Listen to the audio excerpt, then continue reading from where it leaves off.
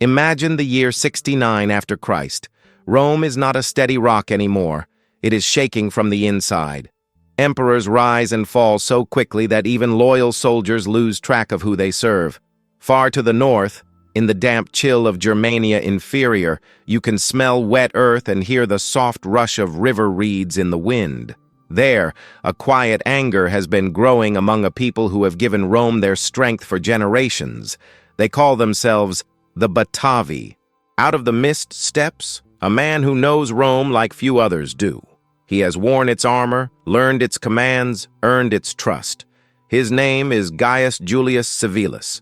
Picture him standing on the bank of the Rhine at dusk, listening to the water and weighing a decision that will change lives. He is torn between duty and dignity, between a past that made him and a future that might save his people. He chooses the harder road. What follows is not a tale of endless triumph. It is a human story about loyalty and limits, about how even the most faithful allies can reach a breaking point. The Batavian Revolt almost loosened Rome's grip on the north, not because its warriors were monsters of legend, but because they were people who felt overlooked, overtaxed, and unheard. In their struggle, you can hear questions that still echo today. When does patience turn into resistance? When does service become submission? If you love history as much as we do, take a moment to support this journey. Like the video, share it with a friend who enjoys stories that feel alive, and subscribe to Legacy of Empires so we can keep exploring the ancient world together. And tell us in the comments, do you think the Batavi could ever have won, or was their revolt always walking a narrow path toward a hard end? For decades, the Batavi were the quiet professionals of Rome's northern frontier. They raised sturdy horses on soggy islands braided with river channels. They trained their bodies to move through cold water with a calm that impressed even hardened legionaries. When Roman commanders needed scouts who could cross a flooded ford at night, or riders who could disappear into mist and reappear where no one expected, they called the Batavi. But everyday life back home felt less heroic. Families watched sons leave season after season. Local leaders sat in Roman headquarters and nodded along while their own voices grew softer. Tax collectors visited with a practiced politeness that still left a bitter taste. Over time, small frictions became calluses on the soul. Then came the fall of Emperor Nero, and with it the year of the 4 emperors, when one ruler after another tried to claim the center of the world. Orders contradicted orders. Oaths were rewritten. In that confusion, Civilis saw both danger and opportunity. He had served Rome long enough to understand its habits. He also knew his people's strengths better than any distant official ever would. Here is a quieter detail that often gets missed. The Batavi did not wake up one morning and decide to become enemies of everything Roman. Many still respected Roman law, admired Roman engineering, and valued the pay that kept food on the table. What stung was the sense of being used without being seen. Civilis carried that feeling like a stone in his pocket. He turned it over in his mind until it became a plan. He started small, whispered promises by firelight, careful visits to villages that trusted him, signals along the river, at first glances, then messages. He spoke not about rage, but about fairness, and about a future in which the Batavi would not always be the first to bleed and the last to be heard. When he finally moved, it felt to many like the release of a long-held breath. If this glimpse into the world of the Batavi made you feel the cold spray of the Rhine or hear the distant beat of hooves on wet ground, help us keep telling stories that feel this real. Like the video, share it with someone who loves uncovering the human side of history, and subscribe to Legacy of Empires. Then join the conversation below. Could the Batavi have reshaped the North? Or did the tides of Roman power make their stand a lesson rather than a victory? Picture a morning in the 1st century after Christ, somewhere along the lower Rhine. The air is thick with moisture, and fog clings to the river like a second skin. You can hear water lapping against wooden docks, the low murmur of men preparing for the day, and the soft snorting of horses that seem more comfortable in marsh land than most creatures have any right to be. This is Batavia, a place where land and water refuse to stay separate, where islands shift with the seasons and channels remake themselves after every flood. The people here are the Batavi, and if you were a Roman commander stationed anywhere near the northern frontier, their name would mean something important to you. Not fear, exactly, but respect. Deep respect. These were not ordinary auxiliaries. While other tribes sent Rome their young men who learned to march in formation and swing a sword, the Batavi brought something else entirely. They brought an ability that seemed to defy nature itself. Imagine watching a column of soldiers wade into a river in full armor, heavy iron scales and wool tunics soaked through, weapons strapped to their backs.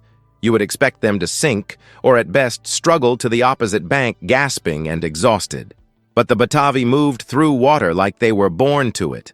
They controlled their breathing, adjusted their weight, read the current with an instinct that could not be taught in any training camp. Roman historians wrote about them with a mixture of admiration and disbelief, describing how they could cross flooding rivers that stopped entire legions in their tracks.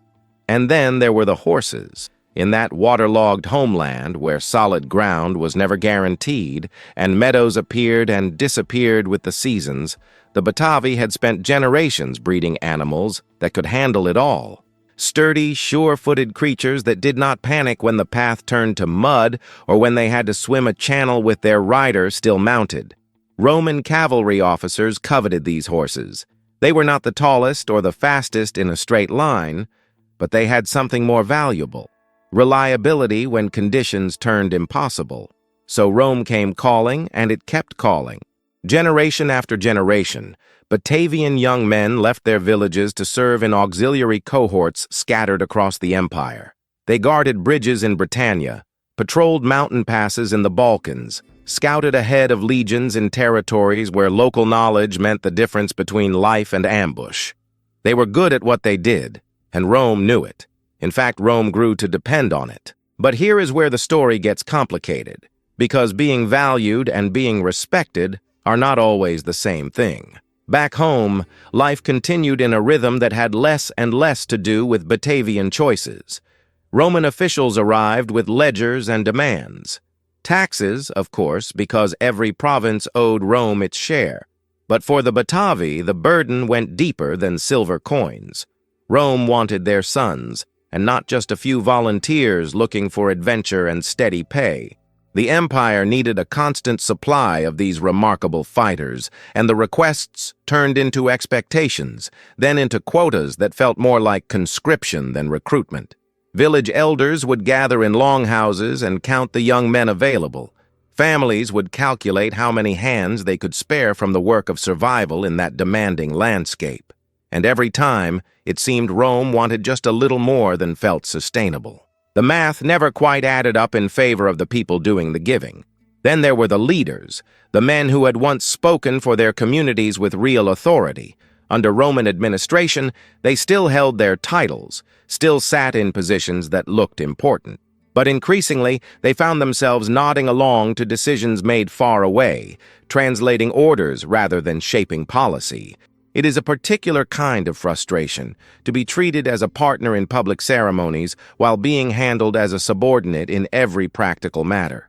The gap between appearance and reality grew wider with each passing year, and the tax collectors kept coming. They were not crude or openly cruel, most of them. They followed procedures, kept proper records, showed a professional courtesy that somehow made it all feel worse. Because you could not even point to a clear injustice, just a steady accumulation of small indignities. A request for grain storage here, a new assessment on livestock there, fees for services that used to be community responsibilities. Death by 1,000 administrative cuts. The Batavi were caught in a bind that many peoples before and after them have recognized. They were too useful to be ignored and too distant to be truly included. Rome celebrated their military contributions in official speeches and monuments. Roman poets mentioned them as examples of frontier toughness.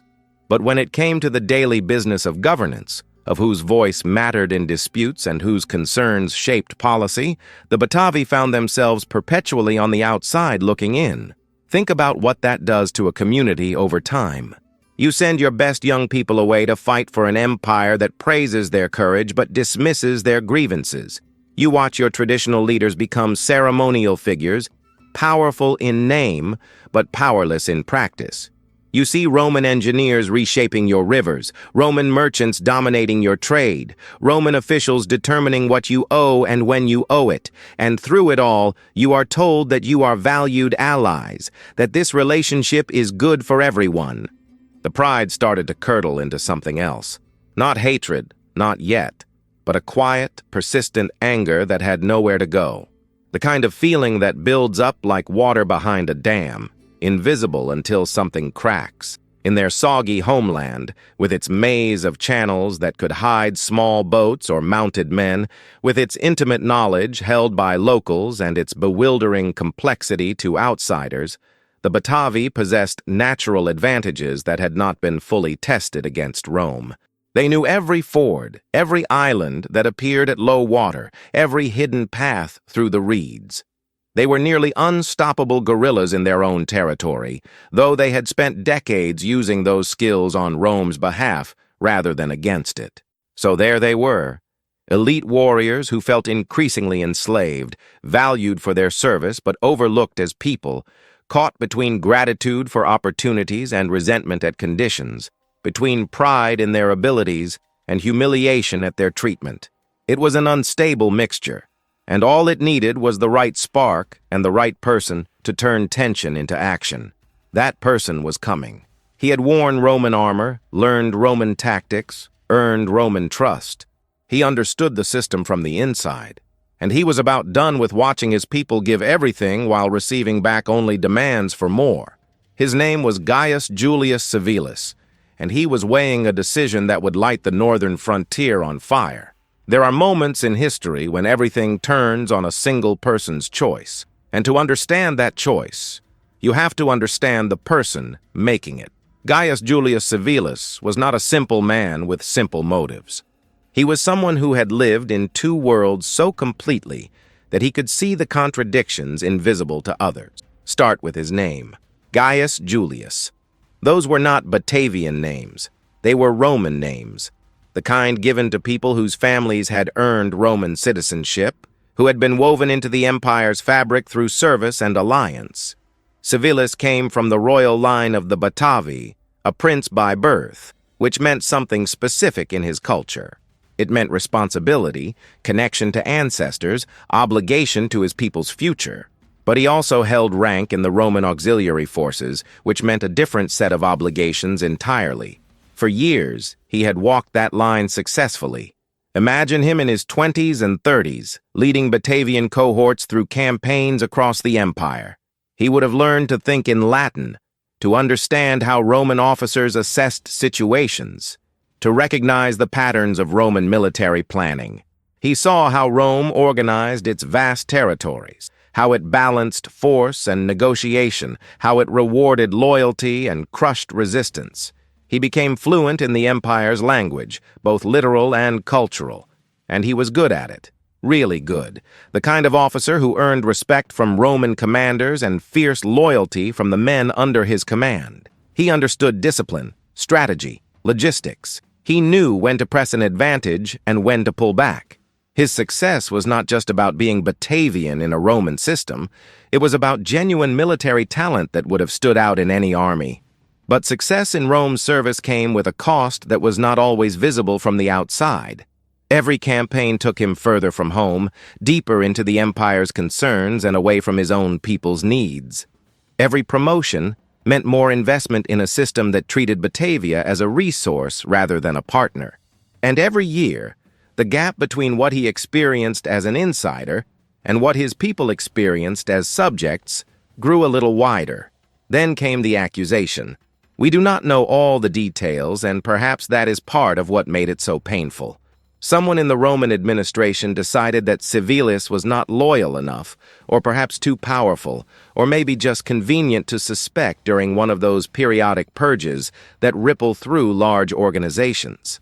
The specific charge was treason, that most serious of Roman crimes, the one that carried no middle ground between innocence and destruction. For a man who had spent decades proving his loyalty through sweat and service, who had led Roman forces into situations where one wrong decision meant not coming home, being accused of betraying that very system must have felt like a punch to the chest that never stopped hurting.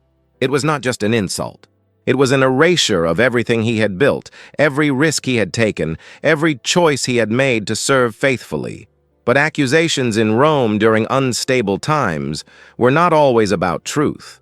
They were about power, about eliminating potential threats, about settling scores that had nothing to do with actual guilt. Civilis found himself caught in machinery that cared more about appearances and political calculation than about his actual record. He was arrested, held, his fate uncertain. And then they executed his brother.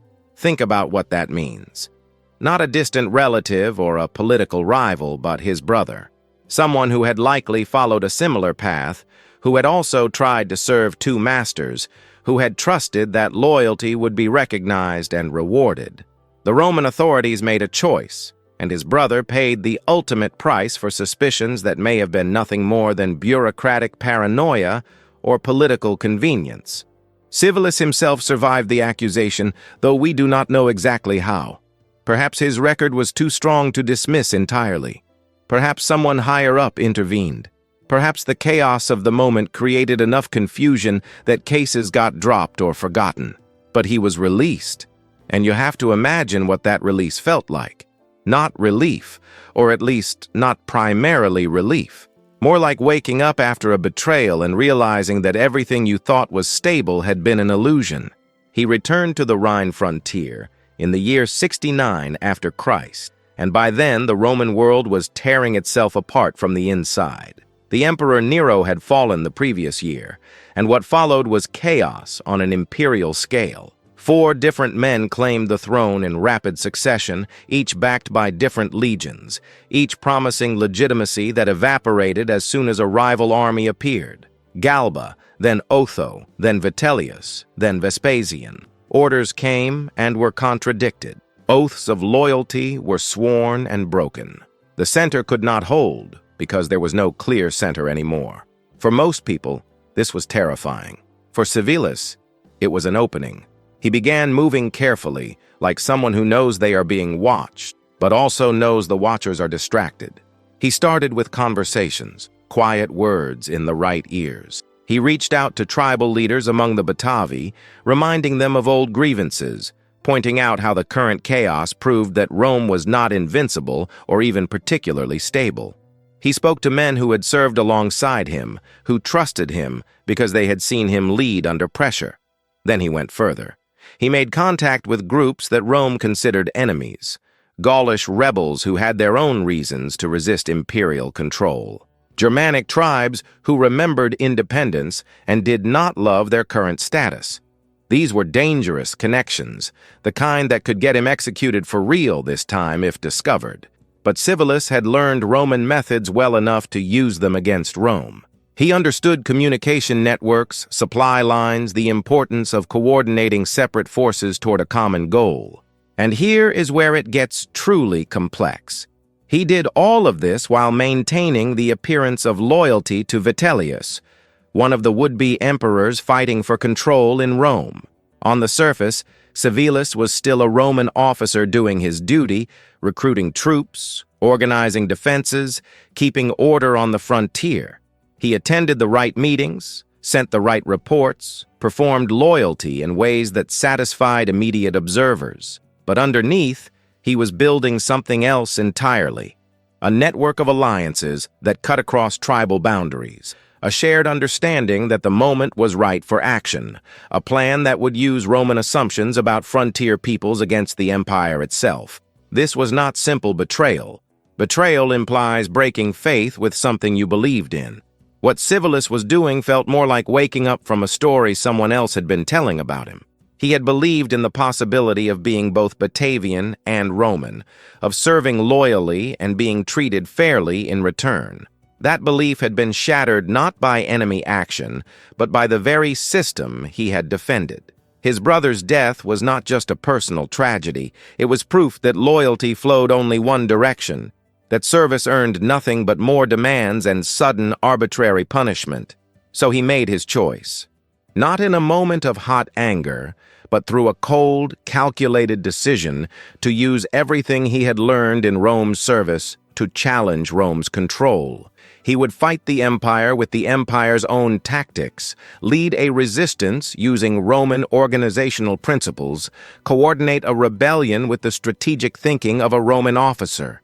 The man who had been too loyal became the man who knew exactly where Rome was vulnerable. And he was about to show the empire what happened when you pushed your most capable allies past the point of patience. The quiet anger that had been building among the Batavi for decades was about to find a leader who understood both sides of the struggle, who could speak both languages, who knew the enemy from the inside because he had been part of it. Civilis stood on the edge of a decision that would reshape the northern frontier, and he stepped forward. There is a particular kind of silence that comes before a plan unfolds, when everything has been prepared, and all that remains is to see if reality will match intention. In the autumn of the year 69 after Christ, that silence hung over the Rhine frontier like a held breath. Castra Vetera was not just any Roman military camp. It was one of the major fortifications along the northern border, a permanent base where 2 full legions were stationed. Picture it. Rows of barracks built to Roman specifications, organized streets laid out in the familiar grid pattern, walls and ditches that had been engineered to withstand anything the frontier could throw at them. Thousands of soldiers lived there, trained there, believed they were safe there behind those walls. The commanders at Castra Vetera knew about troubles brewing. How could they not? The entire empire was in chaos, with different armies backing different emperors. News traveled slowly, and each messenger seemed to bring a different version of events. But they were 2 legions strong, fortified, experienced. Whatever was happening in the wider world, they held a position of strength on the frontier, or so they thought. Civilis understood something crucial about military operations that goes beyond weapons and numbers. He understood that what people believe shapes what they do. And if you can control what they believe, you can control their actions without ever drawing a sword. This insight would prove more powerful than any frontal assault. The rebellion began not with a dramatic declaration, but with careful positioning. Civilis moved his forces into place while maintaining the fiction that he was acting on behalf of Vespasian, one of the claimants to the imperial throne. He framed his actions as supporting the legitimate emperor against usurpers. This was brilliant because it created confusion about who was loyal and who was not. Roman soldiers at Castra Vetera found themselves unsure whether Civilis was an ally following different orders or an enemy in disguise. Then came the messengers. Imagine being a Roman officer receiving reports throughout the day. A rider arrives, dusty and exhausted, wearing Roman military gear. He carries news that another garrison has fallen, that allied tribes have switched sides, that reinforcements are not coming. A few hours later, another messenger with a different uniform brings word of defeats elsewhere, of supply lines cut, of legions abandoning their posts. Then another, and another, each one adding to a picture of collapsing Roman control. Here is what made this so effective. Some of those messengers were real, carrying actual news of the chaotic situation across the empire. But others were Batavian warriors dressed in Roman kit, delivering carefully crafted false reports designed to create panic. It was an ancient form of psychological warfare, what we might call a psyop today. The genius was in the mixing. When you cannot tell which reports are true and which are fabricated, you start to believe the worst of all of them. Fear feeds on uncertainty, and Civilis was feeding the garrison a steady diet of both. The soldiers at Castra Vetera began to feel isolated. If you are used to being part of the largest military machine in the known world, the sense that you are suddenly cut off and alone is deeply unsettling. They could see Batavian forces gathering outside their walls, but they could not get clear information about what was happening beyond their immediate sight. Were other garrisons still holding? Were reinforcements on the way?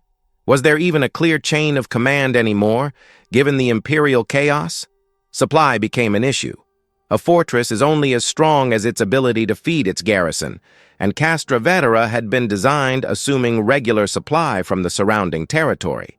But that territory was now hostile or unreliable. The siege tightened not through massive assaults, but through the simple mathematics of stored food versus hungry mouths. Civilis knew how to wait. He had learned patience in Roman service, had seen how time pressure changes calculations and wears down resolve. He did not need to storm the walls if he could make staying behind them feel hopeless. Inside the fortress, discussions must have grown heated. Some officers would have argued for holding out, trusting in Roman resilience and the eventual arrival of relief forces. Others would have calculated the odds more pessimistically, noting the dwindling supplies and the unclear strategic situation. When you do not know who holds power in Rome itself, following orders becomes complicated because you are not sure whose orders are legitimate. And here is where Civilis played his final card. He offered terms. Not generous terms, but terms that allowed the soldiers to leave alive if they surrendered. He knew something about human psychology. When people are afraid and confused, they will grasp at options that promise survival, even when logic might suggest otherwise. The two legions surrendered. Thousands of trained Roman soldiers, men who had sworn oaths and undergone years of discipline, agreed to lay down their arms. It was not cowardice. It was a calculated decision made under circumstances where every choice seemed bad. They believed they would be allowed to leave, to retreat to other Roman positions, to regroup and fight another day. What happened next remains one of the darker episodes of the revolt. The surrendered soldiers were not granted safe passage. The details are harsh, and we do not need to dwell on them, but the outcome was clear. Rome lost 2 entire legions in a single stroke. Not through heroic last stands or overwhelming military genius, but through deception, psychological pressure, and the betrayal of surrender terms. The impact rippled across the frontier faster than any messenger could ride. 2 legions gone. Not defeated in glorious combat, but erased through a combination of siege, confusion, and broken promises. Other Roman positions suddenly felt vulnerable. If Castra Vetera could fall, what was safe? The northern frontier, which had seemed secure for generations, collapsed in a matter of weeks. Not because Roman military might have been overcome through superior force, but because the assumptions underlying that might had been undermined. Civilis had shown that Roman power depended on networks of supply, communication, and psychological confidence. Disrupt those, and the impressive fortifications and disciplined troops became much less formidable. For the Batavi and their allies, it must have felt like waking from a long sleep.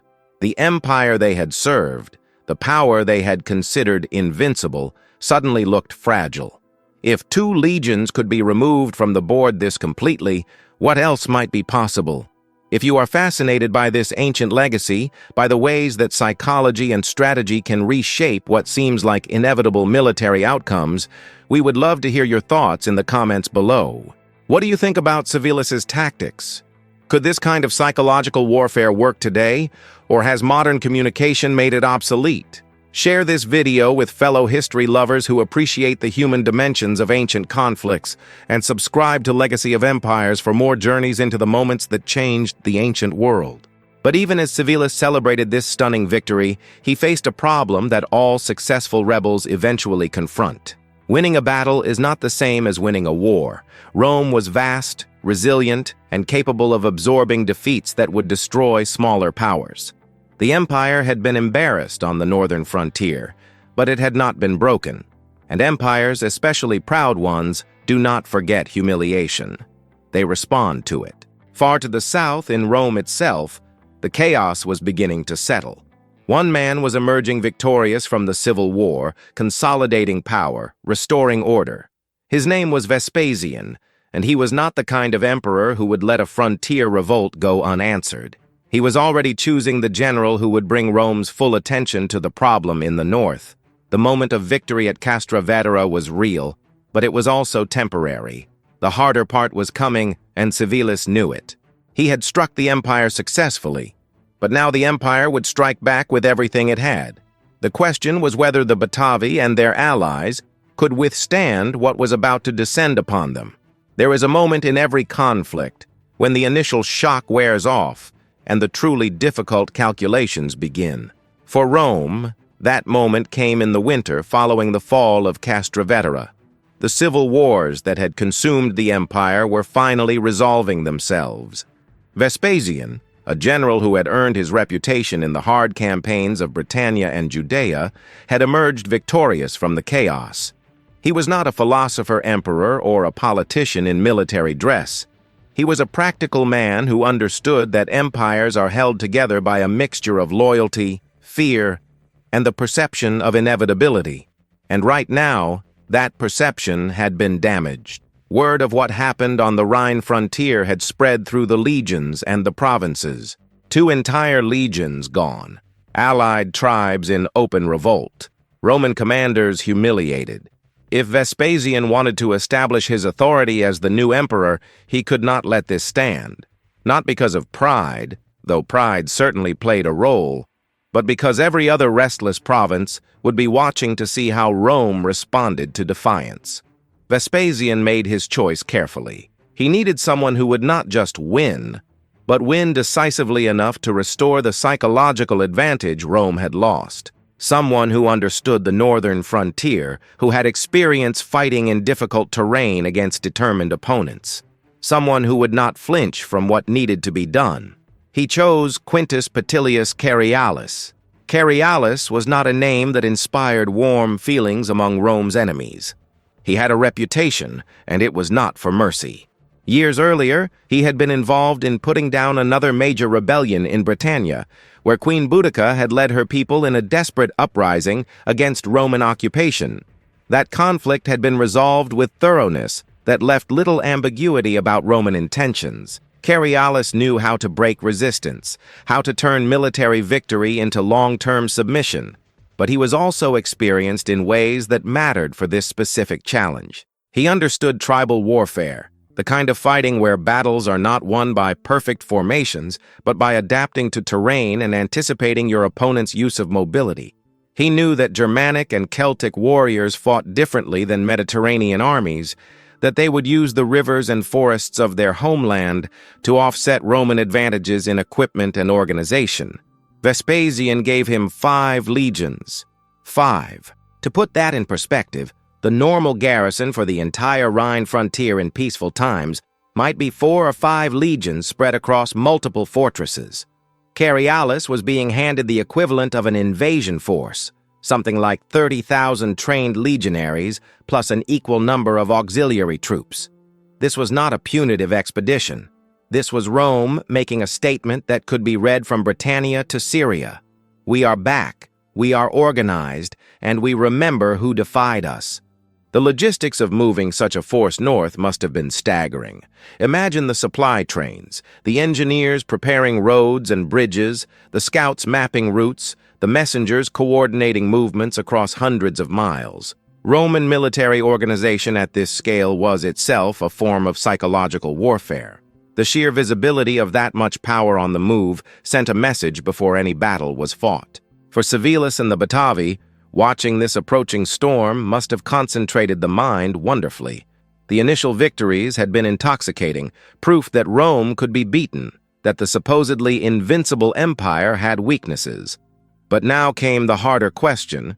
What happens when Rome stops being distracted and turns its full attention to you? And then something happened that cuts to the heart of why rebellions are so difficult to sustain. The coalition began to fracture, not all at once, not obviously at first, but in small ways that added up. Some Batavian warriors who had joined the revolt started to reconsider. Maybe they heard about the size of the force Carialis was bringing. Maybe they calculated the odds differently when Roman power was consolidated rather than divided. Maybe they thought about their families, their homes, what would happen to them if Rome won and remembered who had resisted. Here is where the story becomes painfully human. Civilis had a nephew, a young man who had presumably grown up hearing about his uncle's service to Rome. who had perhaps joined the revolt out of family loyalty or genuine belief in the cause. We do not know his name, which is itself telling. History often forgets the people who change sides or records them only as footnotes to larger narratives. But this young man made a choice that must have torn at every family bond. He defected back to Rome, not at the start of the war, when the outcome was unclear, but in the middle of it, when his decision would mean facing his own uncle in battle. Try to imagine that conversation, if there was one, or perhaps there was no conversation, just a quiet departure and the cold realization on both sides of what it meant. For the nephew, it might have been a calculation about survival, or a genuine belief that Rome would prevail and that getting on the right side of history mattered. For Civilis, it must have felt like a knife turning in a wound that had never fully healed since his brother's execution. Because here is what defections do to a rebellion. They spread doubt faster than any Roman messenger. If Civilis's own family does not believe in the cause enough to stick with it, why should anyone else? Every defector became a question mark in the minds of those who remained. And defectors often know things, details about plans and positions and weak points that they can share with their new allies. But there was something deeper happening too, something that goes to the heart of why the Batavian Revolt was always going to be complicated. These were not people who had spent their lives hating Rome. Many of them had served in Roman armies, had friends in Roman units, had family members with Roman citizenship. The revolt was born from frustration and humiliation, not from a completely separate identity. When Rome came back strong and organized, offering a path back to the old relationship, some people genuinely wanted to take it. Carialis understood this. He was not just coming with overwhelming force, he was also coming with an implicit offer. Submit again, and things can go back to something like normal. Resist to the end, and face consequences that will echo for generations. It was a message calculated to exploit exactly the divisions that were already forming in the rebel coalition. The Gaulish tribes that had joined the revolt started making similar calculations. Their grievances against Rome were real, but were they worth facing 5 legions? Some began to send quiet messages, exploring whether there might be terms for coming back to the Roman side. Others simply withdrew from active participation, not quite defecting, but no longer fully committed to the fight. Civilis found himself in the position that many rebel leaders eventually face. Watching the coalition he had built with such care begin to dissolve under pressure. It is one thing to unite people against a common enemy when that enemy looks weak or distracted. It is much harder to hold them together when the enemy returns looking powerful and offering alternatives to continued resistance. And there was another factor, one that often gets overlooked in military histories. War is exhausting. The initial energy of revolt, the excitement of early victories, the sense of possibility, all of that runs into the grinding reality of sustained conflict. Fields do not plant themselves. Livestock needs tending. Children need feeding. The Batavian homeland, already a challenging place to sustain life, was now also a war zone. Every day the conflict continued was another day of disruption to the ordinary business of survival. So even among those who did not defect, there must have been a growing weariness, a desire for resolution one way or another.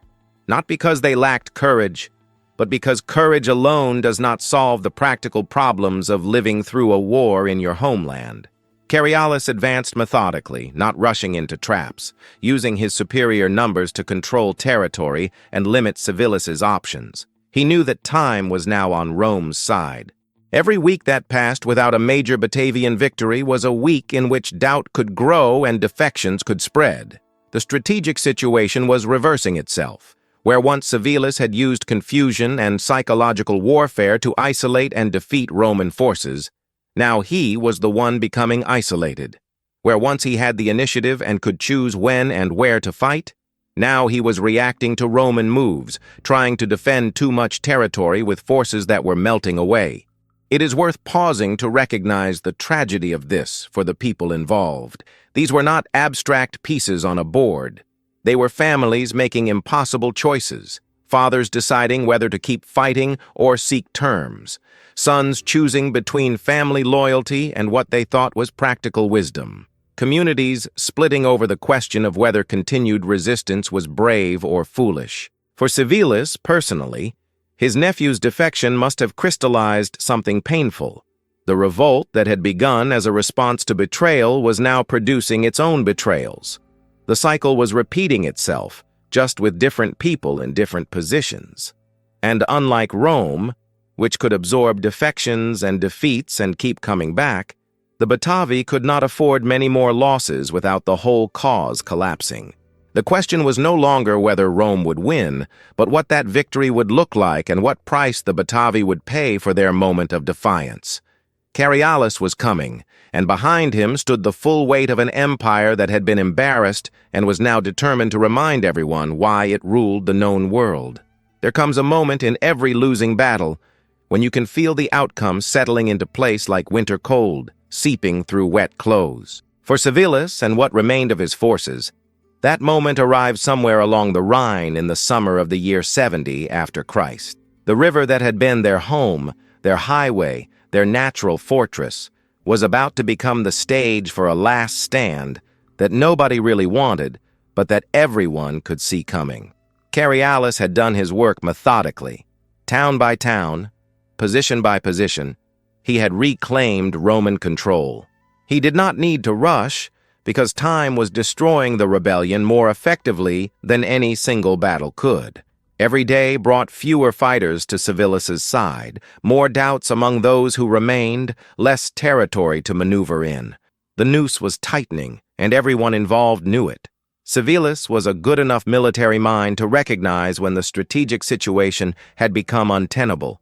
He could no longer choose favorable ground for battle.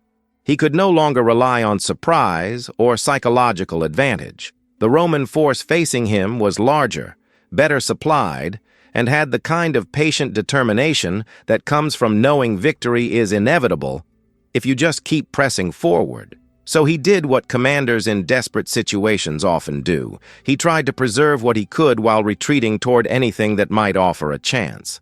The final confrontations happened along and across the Rhine itself.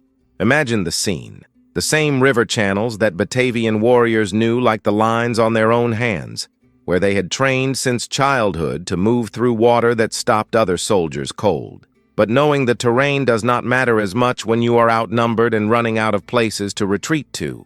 The fighting was bitter in the way that endings often are. Not the clean clash of fresh armies meeting with clear objectives, but the grinding, exhausting combat of people who have been at war too long. Roman soldiers pressing forward because orders and discipline demanded it. Batavian warriors holding positions because retreat meant giving up homes, because family was behind them, because sometimes you fight simply because stopping feels like betrayal of everyone who has already fallen. The Rhine, which had witnessed generations of Batavian life, which had been highway and boundary and training ground and source of identity, saw losses on both sides. Roman legionaries who had marched from distant provinces, who had never asked to be part of this northern war, fell in the shallows and currents. Batavian fighters who had dreamed of independence, who had believed their moment had finally come, made their last stands in places where they had played as children. We do not need to dwell on the details of violence to understand what it meant. War reduces complex human stories to the simplest possible terms. Who remains standing, who does not, and what comes after. The Rhine ran with the evidence of that reduction, with the physical proof that rebellions, however justified their causes, eventually meet the arithmetic of power. Civilis himself survived the final battles. Though survival in this context is a complicated word, he was not captured in the fighting, did not fall defending a final position. Instead, he managed what few rebel leaders manage. He extracted himself from the collapse and disappeared into the confusion that always follows major conflicts. One day, he was there, leading what remained of resistance. The next, he was gone, and nobody in the historical record seems entirely sure what happened to him. Think about what that means for a man who had been so prominent, whose name had been spoken with fear in Roman councils and hope in Batavian villages. To simply vanish from history's view suggests either a very successful escape or a very quiet end. Some historians speculate he was executed after secret negotiations. Others think he fled beyond Rome's reach, perhaps to Germanic territories that were still free. Still others suggest he might have been granted a quiet pardon, allowed to live out his days in obscure retirement as long as he never caused trouble again. We will never know for certain, and perhaps that uncertainty is fitting. Civilis had spent his career navigating between worlds, being Roman when needed and Batavian when it mattered, serving openly while plotting secretly.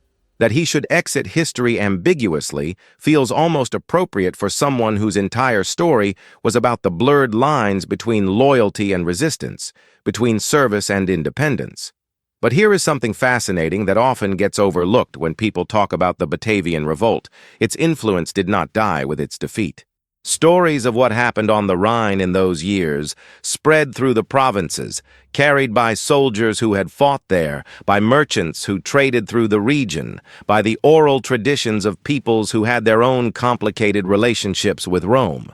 Now there is a detail in the historical record that needs careful attention because it often gets confused.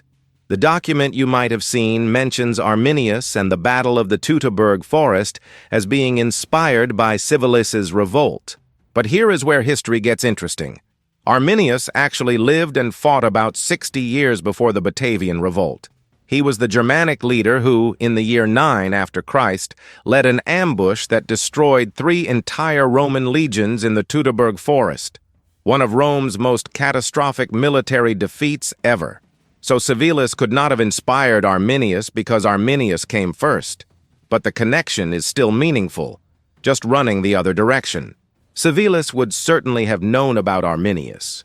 Every auxiliary officer from the Germanic frontier would have heard those stories, passed down through generations, about the time when tribal forces proved that Rome could be beaten, that legions could be destroyed, that independence was not just a dream. Arminius's victory was probably part of what made Civilis believe resistance was possible at all.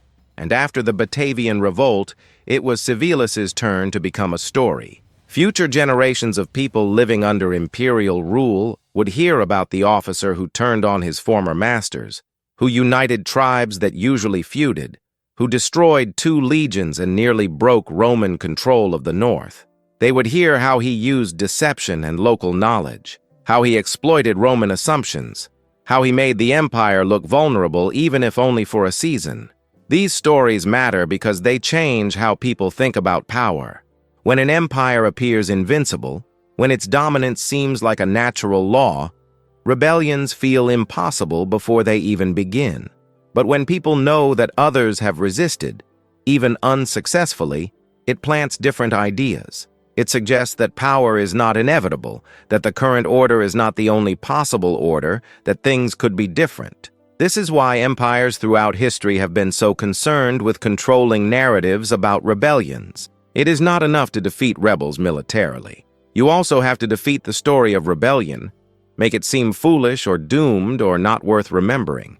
Rome was generally good at this, which is partly why we know relatively little about many provincial uprisings. They were written about briefly in official histories and then allowed to fade from memory. But some stories refuse to fade. Arminius remained a legendary figure in Germanic oral tradition for centuries, eventually being rediscovered by later German nationalists as a symbol of resistance to foreign domination.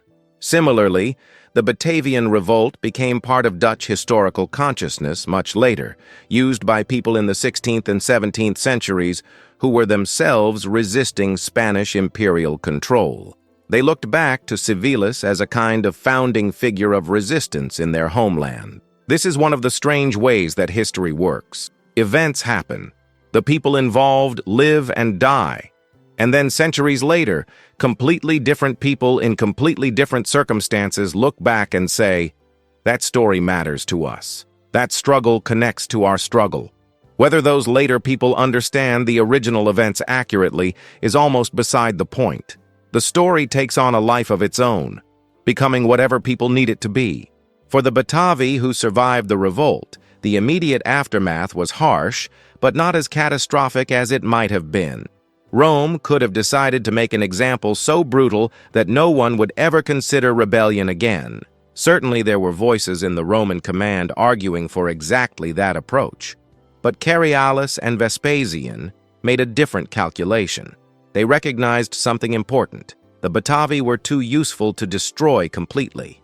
Those skills that had made them valuable before the revolt, the ability to fight in conditions that stopped other soldiers, the horses they bred, the knowledge they carried, all of that still had strategic value. A completely crushed and resentful Batavia would be a permanent problem. A defeated but not destroyed Batavia that could be brought back into the Roman system might still serve imperial interests. So the peace that followed was harsh but survivable. The Batavi had to accept Roman terms that left no doubt about who had won.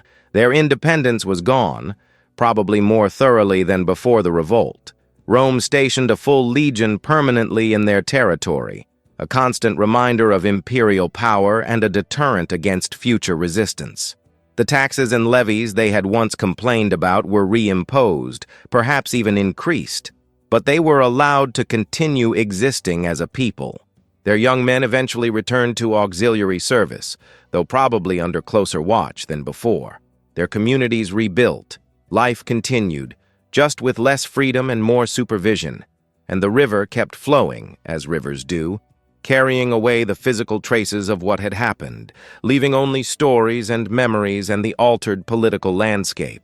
The Rhine had witnessed a moment when the usual order was challenged, when people who had been taken for granted proved they could not be taken for granted indefinitely, when the cost of imperial control was made visible in ways that Rome preferred to keep hidden. That moment passed, as such moments do. But it happened, and it mattered, and the river remembers even if people forget. So the Batavi survived, but survival is not the same as triumph. They kept their lands, their language, their identity as a people. They continued to raise horses in those river-braided meadows, to train their children to move through water with that distinctive skill, to pass down stories around winter fires. But something fundamental had changed, and everyone knew it. Rome made sure they knew it. That legion stationed permanently in Batavian territory was not just a military force. It was a statement written in stone and timber, a daily reminder visible from every village and farm. Imagine waking up each morning and seeing the smoke from Roman cooking fires, hearing the sounds of Roman drills, watching Roman patrols moving through countryside that had once felt like your own. The legion was not there to defend the Batavi. It was there to watch them, to ensure that what had happened once would never happen again. This is what defeat looks like when the victor decides mercy is strategically useful. You get to live, but under terms that make clear who holds power. You get to continue your culture, but within boundaries set by someone else. You get to call your homeland home, but you share it with a permanent garrison that answers to distant commanders who will never fully trust you again. The pride that had sustained the Batavi through generations, the sense that they were not just auxiliaries, but essential partners in Rome's northern strategy, that pride was the real casualty. You can lose a battle and maintain your dignity. You can even lose a war and hold your head up if you fought well. But when your rebellion is crushed and your own people defect mid-fight and your leader disappears into historical ambiguity, when you end up right back where you started but with less freedom and more oversight, that does something to a community's sense of itself. And then there is Civilis himself, who exited the stage in the most mysterious way possible. One moment he was the most important person on the northern frontier, the man who had shaken Rome's confidence and unified disparate tribes. The next moment, nothing. No triumph, no public execution, no clear resolution. Just absence where there had been presence, silence where there had been a voice that mattered. The historical sources simply do not tell us what happened to him. Was he captured and quietly executed, removed from the picture without the ceremony of a public trial because Rome did not want to create a martyr? Was he pardoned in some backroom negotiation, allowed to live out his remaining years in obscure retirement somewhere far from the Rhine, where he could not cause trouble or inspire others? Did he escape entirely, finding refuge in territories beyond Roman reach, dying eventually as an old man who had once challenged an empire? Each possibility says something different about how the story ends. Execution would be the empire's revenge, tying up a loose end and eliminating a threat. Pardon would be pragmatic calculation, recognizing that Civilis might still be useful, or at least that killing him might create more problems than it solved. Escape would be a kind of victory, a way of saying that Rome could defeat his rebellion but not capture the man himself. We will never know, and perhaps that uncertainty is the most honest ending, because rebellions rarely have clean conclusions. They do not end with dramatic final scenes where everything is resolved and everyone understands what it all meant. They trail off into ambiguity, leaving people to argue about meanings and assign blame and wonder what might have been different. But here is what we do know, and it is genuinely frightening from Rome's perspective. The revolt proved that loyalty is not permanent, that even the most integrated and valued auxiliary peoples could turn against the empire if pushed too far. The Batavi were not barbarians at the gate. They were insiders who knew how Roman systems worked, who had been trusted with crucial military roles, who spoke the languages and understood the culture. When they rebelled, they did not do it as outsiders attacking something foreign. They did it as people who had been part of the system and knew exactly where it was vulnerable. This is the nightmare scenario for any empire. Not the external enemy you can see coming, but the internal ally who decides they have had enough. Because those people know too much. They know your supply lines, your command structures, your assumptions about who is reliable and who is not. They know which orders are genuinely important and which are just bureaucratic routine. They can strike where you are not defended because you never imagined you needed defense there. Rome learned this lesson, though perhaps not as thoroughly as it should have. The empire continued to rely heavily on auxiliary troops from frontier peoples, continued to use local knowledge and specialized skills to supplement the legions. But there was probably more caution afterward, more supervision, more awareness that trust could be betrayed, the easy assumption that loyal service would breed permanent loyalty, that providing opportunities for advancement would guarantee gratitude. That assumption had been tested and found wanting. So now we come to the question that every story like this eventually raises.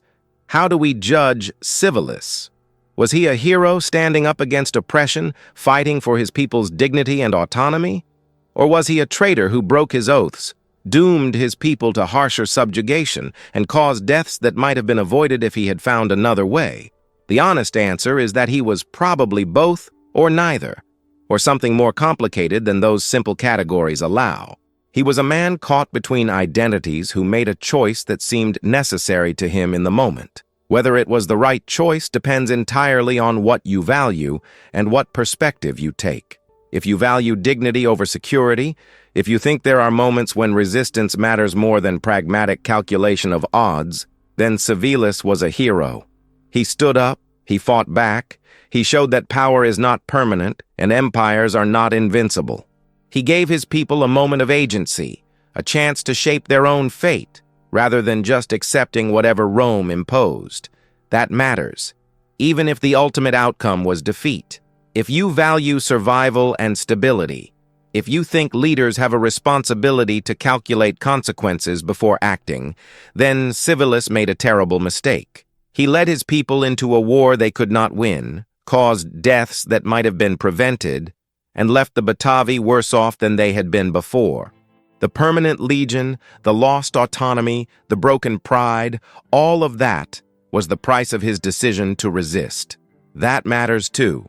But maybe the most important thing is what the rebellion teaches us about the relationship between empires and the people they rule.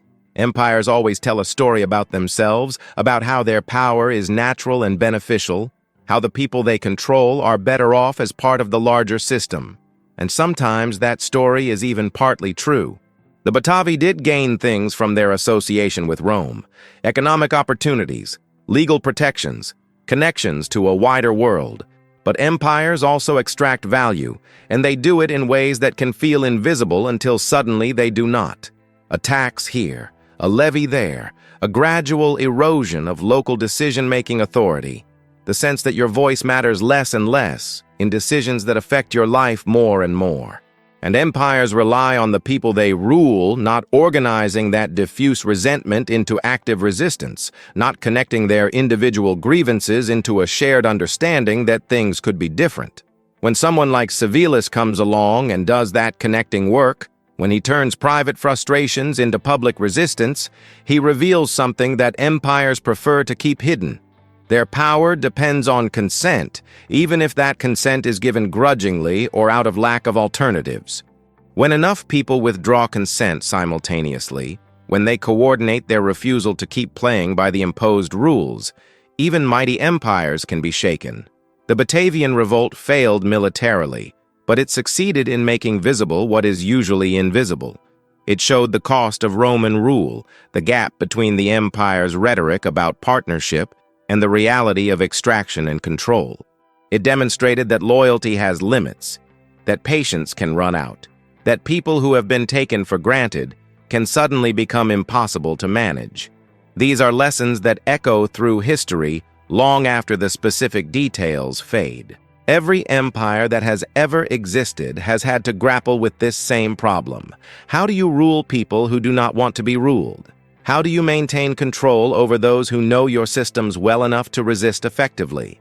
How do you distinguish between grievances that can be managed and resentments that will eventually explode? And on the other side, every resistance movement has had to face the questions Civilis faced. When is the right moment to act? How do you build a coalition strong enough to matter? What do you do when your own people are divided about whether resistance is wise? How do you weigh moral clarity against practical consequences? There are no universal answers to these questions because every situation is different. Every context has its own complications. But the questions themselves remain remarkably consistent across centuries and cultures. The Batavian Revolt from nearly 2,000 years ago asks the same questions we still ask today about power and resistance, about loyalty and independence, about when cooperation becomes collaboration and when patience becomes complicity. So what do you think? Was Civilis a hero fighting oppression? Or did his actions doom his people to consequences worse than what they were trying to escape? And looking at how empires work, at how they maintain control and how that control sometimes breaks down, what does this ancient rebellion teach us about power and the people who challenge it? These are not questions with easy answers, and your perspective might be completely different from someone else's, and that is exactly why history stays interesting. It is not just about knowing what happened, it is about wrestling with what it means. Let us know your thoughts in the comments below. And if you have found value in this journey back to the Rhine in the year 69, if you appreciate stories that treat ancient people as complex humans facing real dilemmas rather than just names and dates, then help us continue bringing these untold stories to light. Like this video, share it with fellow history lovers who enjoy this approach, and subscribe to Legacy of Empires so we can keep exploring the moments that shaped our world. The ancient past has so many more stories waiting to be told, and we would love to have you with us as we uncover them together.